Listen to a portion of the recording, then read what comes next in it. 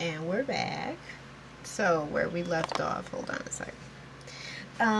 Yes, Big L. That's the topic at hand. But no, we're talking about Uncle Clifford being in the back with the girls, hyping them up, and then he makes, as he's making them aware to just keep the protocol, the PPEs up, so they don't get fined.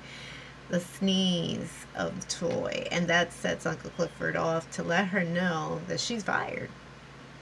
He's very resentful and very hurt that she is the culprit of him about to lose his grandmother dying in the hospital. So she's like, "What?" And like, I don't think it was. It was definitely her. She keeps sneezing. He just throws her out to the wayside, and so she's left in the corner crying. I think she had to pick up her stuff, unfortunately.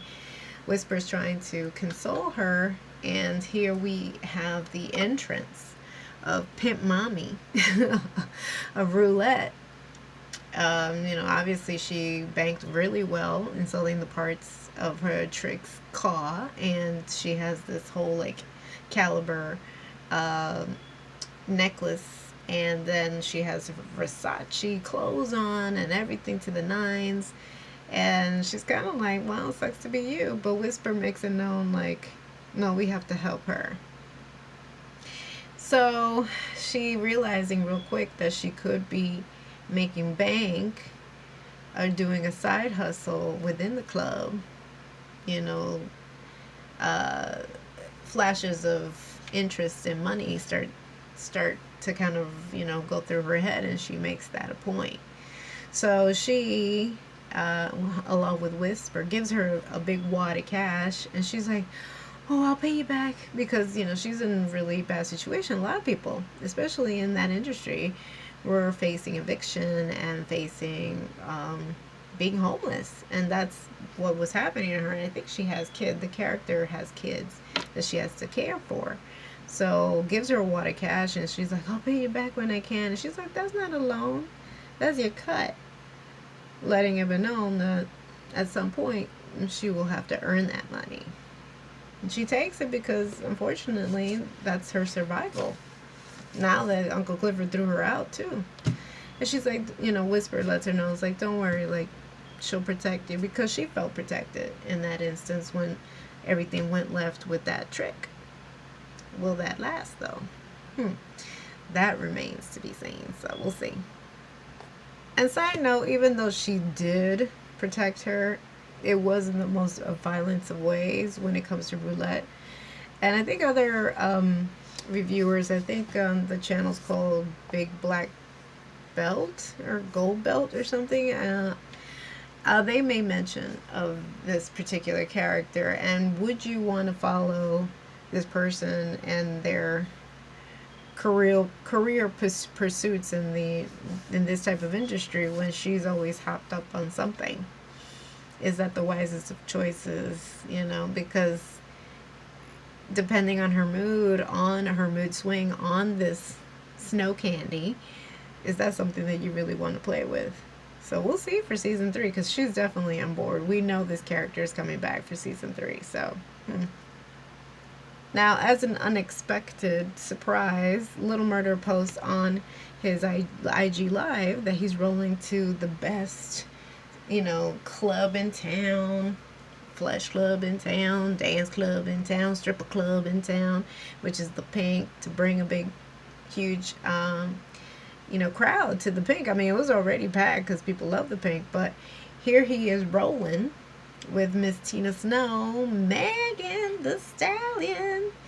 And we see the introduction of Miss Tina Snow with all of her beautiful, I mean, of course, her wig is all white and beautiful and has like these very waves in it, which is kind of like very Rita Hayworth.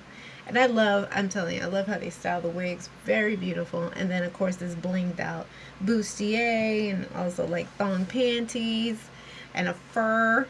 And they look like themselves coming in as king and queens.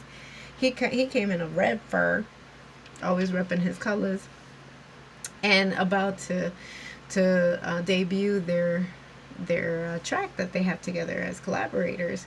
Now, knowing that what had just happened in the last episode, he's drawing attention to the rivals that already suspect that he's the reason why Pico is no longer alive, which is the one that was boasting about killing Teak.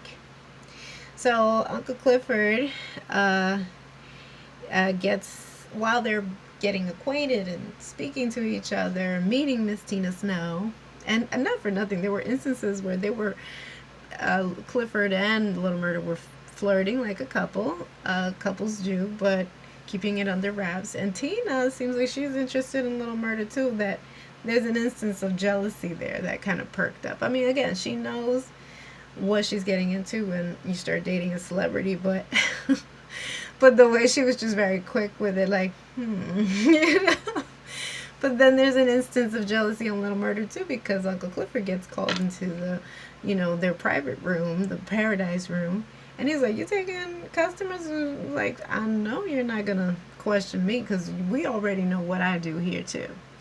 So he heads to the Paradise Room to only be met with Corbin, who has his fetish of getting always beat. He loves to get whipped and loves the feeling of a leather strap hitting him, and the only one that he entrusts that pain with is Clifford. And he's like, "No, ain't nobody got no time to beat you behind." They have like these incredible one-liners in this show, but he just lets it be known that he can't live without his fetish. He can only get it with Clifford. They've known each other for so long, so he knows every little fetish that he has, Corbin.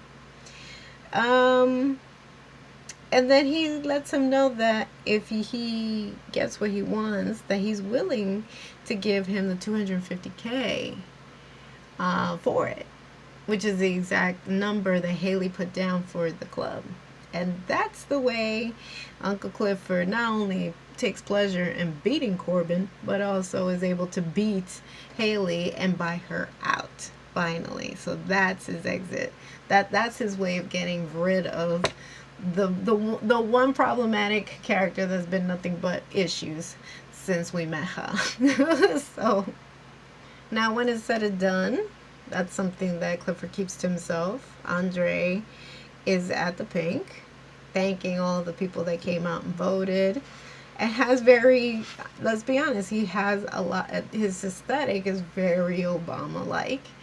And Haley having his back, because we all know that he's not going to have his wife's support, knowing that she had already been unfaithful. So Haley steps in and looks very much like the Obama counterpart here. So they're all anticipating yet to hear the results of the election. Roulette is not one to be tamed, though, by her, boy toy that keeps in pursuit of her. But she lets it be known, "Don't mess with me. You can't be grabbing me, not like that." Because he was like, "Oh, that's what you do with the money that you were able to score off of us pulling the car apart." She lets it be known, but somehow he's still very much allured by her, and they have a very intense, intimate scene. And I don't know, I feel like she finds herself safe with him. She's able to kind of let go of that really hard exterior that she always carries for most of the show. Little Murder and Tina Snow make their debut on the stage, and Little Murder lets it be known that he's not going to be messed with, and he knows who's there. He knows who he's being observed, but he also has somebody there to protect him.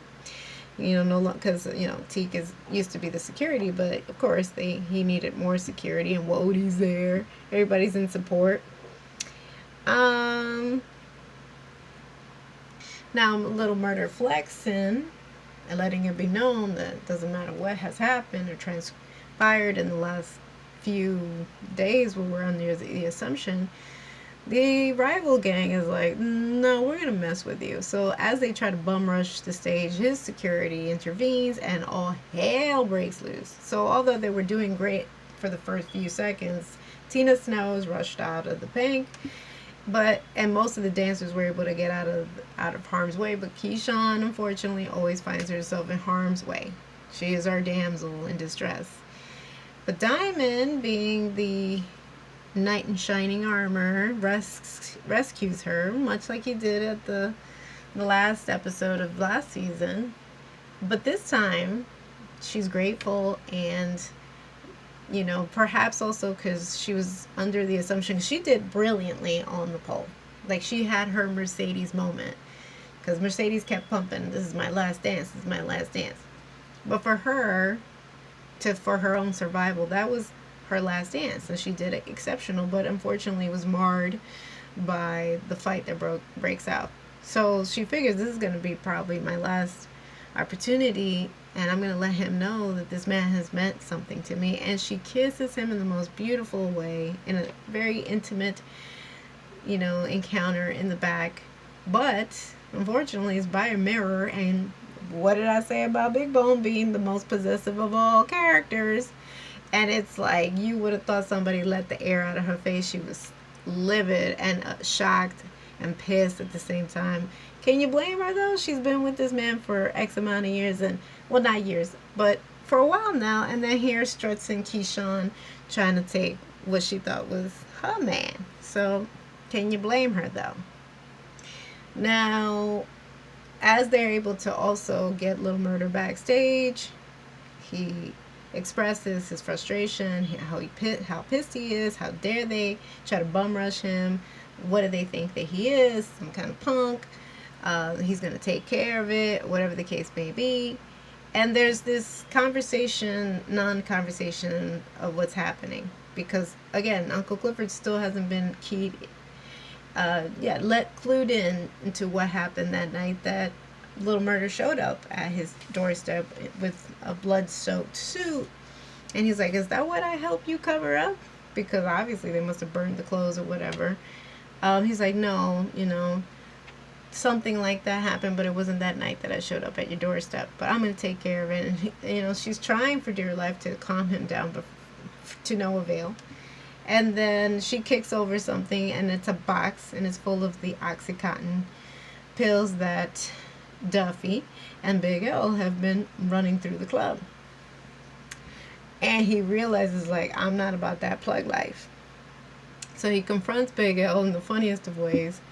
But now we see a rift between our king and queen, which is so unfortunate. And he just lets him know, like, no, I'm not having this. It's like, this could be your empire. You're standing at the cusp of Haley taking it all the way. And if we have this money from this plug, we'll all be set. You don't have to be banking that hopefully that the promised land won't take over. But he's like, I don't want to be about that life. I've seen how drugs rip apart families and people become addicted. So they have an unfortunate fight where now Clifford has had to fire even Big L. And I'm reminded of that episode in season 1. He was like, Big L's scurry. But I think they still genuinely have a love and care for each other, regardless of what they do or get away with in the club. So there is an instance where he feels regretful, but Big L didn't want to hear it, slams the door on his face, and he gets